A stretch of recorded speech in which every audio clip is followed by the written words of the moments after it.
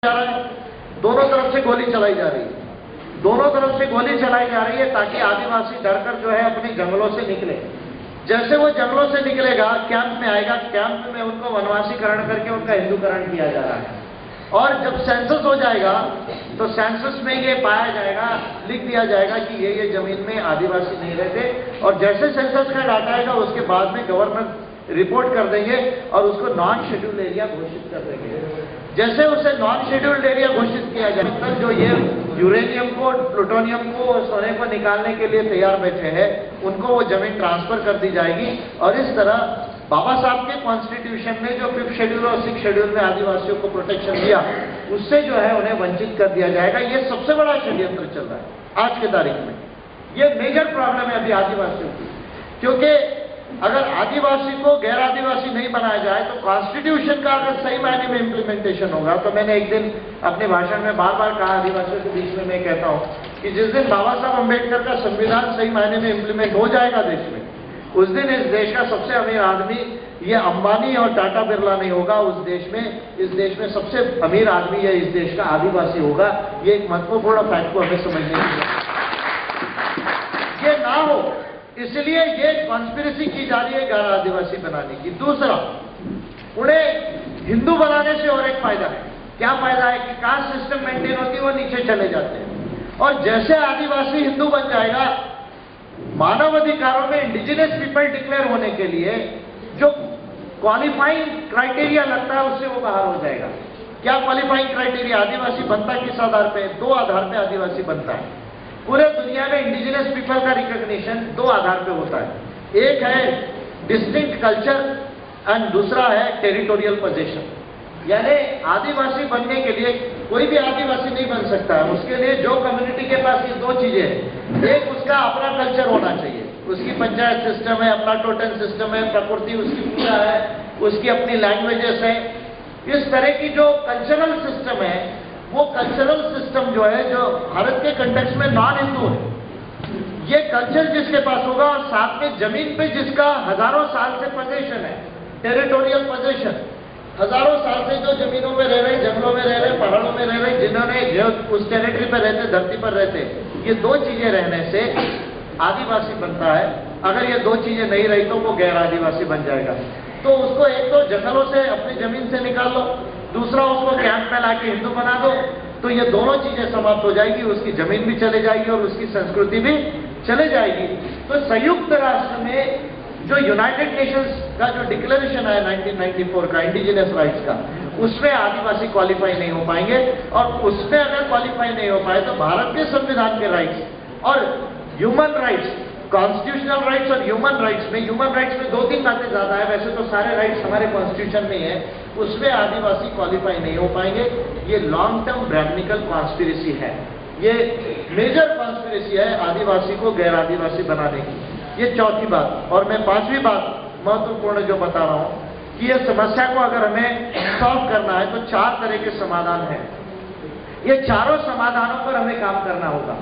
पहला समाधान जिसको मैं सांस्कृतिक समाधान कहता हूं, दूसरा समाधान जिसको मैं संवैधानिक समाधान कहता हूं, तीसरा समाधान जिसको मैं मानव अधिकारों का समाधान कहता हूं, और चौथा समाधान जिसको मैं राजनीतिक समाधान कहता हूं। अगर आदिवासियों की टोटल प्रॉब्लम को अगर हमें सॉल्व करना है तो 4 समाधानों पर हमें काम करना होगा। सांस्कृतिक समाधान में अभी सबसे पहला काम हमें करना होगा, जनगणना आ रही है, सेंसस आ रहा है, जनवरी-फरवरी में सेंसस होगा। हमें पहला काम जो करना होगा, पर्टिकुलरली ट्राइब्स को, हमें अपने ट्राइबल रिलीजन्स लिखाने होंगे, अपनी लैंग्वेजेस को, ट्राइबल लैंग्वेजेस को लिखाना होगा। अगर ये 2 चीजें हम नहीं करते और अगर हम स्वयं को हिंदू अगर डिक्लेयर कर देते हैं, तो आप आज शायद आदिवासी है, लेकिन आप गारंटी से लिख लीजिए, शायद 20 साल बाद में आप लोग आदिवासी नहीं रहेंगे। ये मैं आपको पहले से बता रहा हूं, क्योंकि सुबह से मैं वार्निंग दे रहा हूं कि बाबा साहब की बात जिसने नहीं माना वो क्या हो गया, वो जो गांधी के पीछे गया, वो उसकी हालत कैसी हो गई, बद से बदतर हो गई। इसलिए मैं आपको बता रहा हूं, with in the coming 20 years अगर आप स्वयं की ट्राइबल कल्चर को, ट्राइबल रिलीजन को, ट्राइबल लैंग्वेजेस को अगर रिकॉर्ड पर नहीं लाएंगे तो फिर हम लोग जो है वो नॉन आदिवासी हो जाएंगे। इसलिए पहला काम आदिवासियों को ये करना होगा कि अपना रिलीजन, ट्राइबल रिलीजन डिक्लेयर कराना होगा, लैंग्वेजेस, ट्राइबल लैंग्वेजेस लिखवाना होगा। और ये काम अगर बड़े पैमाने पर होता है, 8 करोड़ के ऊपर आदिवासी है, अभी 9% आदिवासी पॉपुलेशन होगा ये जनगणना में, लगभग 10 करोड़ के ऊपर आदिवासी रहेंगे। उसमें अगर 5-6 करोड़ लोग भी अगर ये लिखाने में कामयाब हो जाते हैं तो मैं समझता हूं कि एक बहुत बड़ा कल्चरल इम्पैक्ट पड़ेगा और कॉन्स्टिट्यूशनल राइट्स को, कॉन्स्टिट्यूशनल आइडेंटिटी को बचाए रखने में और ह्यूमन राइट्स की आइडेंटिटी को बचाए रखने में हमें मदद होगी। ये पहला काम करना होगा। दूसरा, बाद में हमारा कल्चर क्या था, हमारी भाषाएं क्या थी, हमारे कस्टम्स क्या थे, ट्रेडिशन क्या थे, इस पर बहुत हम चर्चा कर सकते हैं, लेकिन पहले सेंसस में ये काम करना होगा। और मुझे खुशी है इस बात की कि एम्बस का जो विंग है, मूल निवासी अधिकारगण, इसने यूनानिमसली ये डिसीजन लिया और छत्तीसगढ़, ओडिशा और मध्य प्रदेश में बड़े पैमाने पर यह कोशिश हो रही है कि आने वाली जनगणना में जो है आदिवासी अपने रिलीजन को आदिवासी रिलीजन लिखाए और अपनी लैंग्वेजेस को जो है वो ट्राइबल लैंग्वेजेस उसमें लिखाए। दूसरा, संवैधानिक समाधान, जो राइट्स कॉन्स्टिट्यूशन ने हमें दिए उसको इंप्लीमेंट हमें करना होगा। तो कॉन्स्टिट्यूशन के राइट्स कैसे इंप्लीमेंट होते हैं? 2 तरीके से इंप्लीमेंट होते हैं। संविधान का इंप्लीमेंटेशन 2 तरीके से होता है। एक, संविधान का इंप्लीमेंटेशन पार्लियामेंट से होता है, दूसरा संविधान का इंप्लीमेंटेशन सुप्रीम कोर्ट और हाई कोर्ट से होता है। और संविधान को लागू करने का कोई तरीका नहीं है, 2 ही तरीके हैं। अगर संविधान को आपको लागू करना है कंप्लीटली, तो या तो आपको पॉलिटिकल पावर को कंप्लीटली अचीव करना होगा, या अगर पार्शियल वे में अगर आपके पास पॉलिटिकल पावर नहीं है तो हाई कोर्ट और सुप्रीम कोर्ट में उसको इंप्लीमेंट कराना होगा। तो जब तक पॉलिटिकल पावर हम अचीव नहीं कर लेते, तब तक हमें ये काम करना होगा कि आदिवासियों के राइट्स के लिए, उनके फंडामेंटल राइट्स के लिए और स्पेशल सेफगार्ड्स जो उनको मिले हैं उसके लिए हमें हाई कोर्ट्स और सुप्रीम कोर्ट्स में अप्रोच होना होगा। और साथ में गवर्नर लेवल पर और जो ट्राइबल एडवाइजरी कमिटीज है इनको भी हम इन्वॉल्व कर सकते हैं कि वो प्रॉपर जो 5th शेड्यूल और 6th शेड्यूल है इसका इंप्लीमेंटेशन हो सके। ये एक महत्वपूर्ण बात है।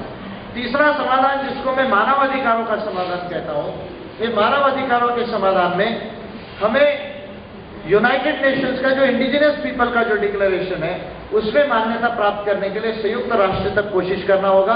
और मैं बार बार इसके पहले भी वादा कर चुका हूं, आज फिर वादा कर रहा हूं कि ये काम संघ करेगा, एम्बस करेगा, और आने वाले कुछ वर्षों के अंदर आप देखेंगे कि ये कोशिश हम संयुक्त राष्ट्र तक ले जाएंगे ताकि भारत के आदिवासी जो है वो इंडिजिनस पीपल डिक्लेयर हो सके मानव अधिकारों के अंदर। ये अभिवचन मैं पहले भी दे चुका हूं, आज फिर से मैं दे रहा हूं। ये तीसरा समाधान, आज ताली नहीं बजाई आप लोगों ने, आदिवासी बचे हुए इसलिए बता रहा हूं। और आखिरी समाधान मैं कह रहा हूं, उसको मैं पॉलिटिकल सोल्यूशन कहता हूं। और पॉलिटिकल सोल्यूशन में आदिवासी के पर्सपेक्टिव से मैं आपको कह रहा हूं, इस देश में हमें अब ना दलित पॉलिटिक्स की जरूरत है ना बहुजन पॉलिटिक्स की जरूरत है। अब इस देश में हमें अम्बेडकराइट पॉलिटिक्स करना होगा। और वो अम्बेडकराइट पॉलिटिक्स, अम्बेडकरिज्म के सिद्धांत, उसकी नीति और उसके कार्यक्रम के आधार पर चलाना होगा। उसका अपना नेतृत्व होना चाहिए, अपने उसके वर्कर्स होना चाहिए, अपना ऑर्गेनाइजेशन होना चाहिए और बहुजन समाज का रिप्रेजेंटेटिव मूवमेंट और रिप्रेजेंटेटिव ऑर्गेनाइजेशन बनाना होगा। प्रातिनिधिक आंदोलन और प्रातिनिधिक संगठन जो अब तक नहीं हो पाया, ये काम करने के लिए 2012 में 14 अप्रैल को संघ निर्णय लेगा। जब 2012 का समय आएगा 14 अप्रैल, तब मैं उसको आप लोगों को बताऊंगा। लेकिन उसके पहले हमें उस पॉलिटिकल पार्टी अगर हमको बनाना है तो उसके पहले उसका एक काम करना होगा, एक कॉन्स्टिट्यूशन और पॉलिसी डॉक्यूमेंट बनाना होगा। वो कॉन्स्टिट्यूशन और पॉलिसी डॉक्यूमेंट के आधार पर ही वो रन होना चाहिए। उसमें सारी चीजें क्लियर लिखी होनी चाहिए। जैसे DTNT मैनिफेस्टो में हमने लिखा कि इस देश के भटके मुक्त कौन है, उनके क्या अधिकार है, उसके लिए क्या पॉलिसी होना चाहिए, उसके लिए संघ क्या करेगा अम्बेडकरिज्म के आधार पर। उसी तरह इस देश के आदिवासियों के लिए क्या उनकी आइडेंटिटी है, क्या राइट्स है, क्या उनके लिए स्पेशल पॉलिसी प्रोग्राम होना चाहिए, ये सारा उस डॉक्टर अम्बेडकर प्लान के अंदर इनकॉर्पोरेट होना चाहिए। उस कॉन्स्टिट्यूशन और पॉलिसी